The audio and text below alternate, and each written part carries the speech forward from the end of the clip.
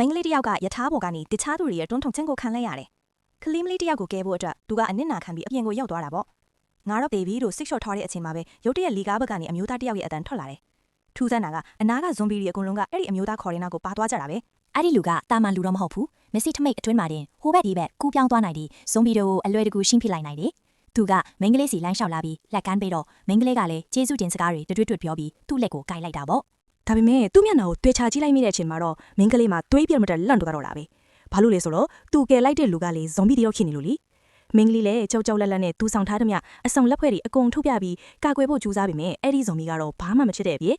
နင်ဘာတွေလုပ်နေတာလဲဆိုတဲ့ပုံစံနဲ့ကြည့်နေသေးတယ်မင်းကလေးလည်းကြောက်လွန်းလို့မိလဲချင်းအောင်ဆောင်လိုက်ပြီးမိအဲ့ဒီဇွန်ဘီကသူ့ကိုခိုးနှက်လိုက်တာကိုသိလိုက်ရတော့တကယ်ကိုမိလဲသွားပါလိတော့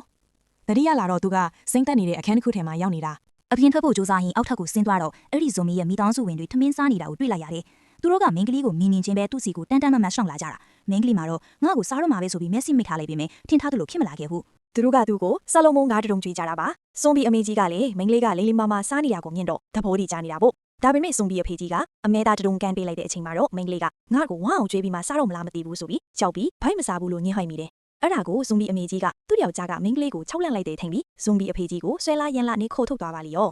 မင်းကလေးကလိရင်လစ်တယ်လို့ထပ်ပြဖို့ကြိုးစားပေမဲ့အဲ့ဒီဇွန်ဘီအမျိုးသားကတားထားပြန်တယ်အဲ့ဒီအချိန်မှာပဲသူ့နဲ့ဆရာမစီကဖုန်းဝင်လာပြီးအမှန်တရားကိုသိလိုက်ရတာအဲ့ဒီအမျိုးသားကဇွန်ဘီတွေအားလုံးရဲ့ခေါင်းဆောင်ထိပြီးသူနဲ့ကလေးရမှသာအဲ့ဒီကလေးစီကနေ virus ကိုကုသနိုင်မဲ့ဆေးရရနိုင်ပါတယ်။ကဘာကြီးကိုကဲဖို့အတွက်မင်းကလေးကဆုံးဖြတ်ချက်ချပြီးဇွန်ဘီခေါင်းဆောင်ကိုနေရန်မှာကတ်တွန်းလိုက်တယ်။အိတ်ခမ်းထဲရောက်သွားပေမဲ့သူကဘာမှမလုပ်ဘဲငိန်နေလို့မင်းကလေးကပဲအစပြူပြီးနမ်းလိုက်ရတယ်။ဒါပေမဲ့အဲ့ဒီမှာတင်ဇွန်ဘီကငါတို့ကလေးကအရန်ရုပ်ဆိုးနေတယ်ဆိုရဲအိမ်မက်ဆိုးမှတ်ပြီးလန်နိုးကထပ်ပြေးသွားပါလိရော။အဲ့ဒီလူမရှိတော့မင်းကလေးကထပ်ပြီးထွက်ပြေးဖို့စူးစမ်းပြန်တယ်။ဒါပေမဲ့တကားဖွင့်လိုက်တာနဲ့အပြင်မှာဇွန်ဘီတွေကစောင့်နေတာ။ကံကောင်းချင်တော့အဲ့ဒီဇွန်ဘီခေါင်းဆောင်ကအချိန်မီရောက်လာပြီးတခြားဇွန်ဘီတွေကိုမောင်းထုတ်ပေးခဲ့တယ်။သူကနင်ထွက်ပြေးဖို့ကြိုးစားနေတာလားလို့မေးတော့မင်းကလေးကလည်းမဟုတ်ပါဘူးမိဘတွေကိုလွမ်းလို့ပါဆိုပြီးလိန်ပြောလိုက်တယ်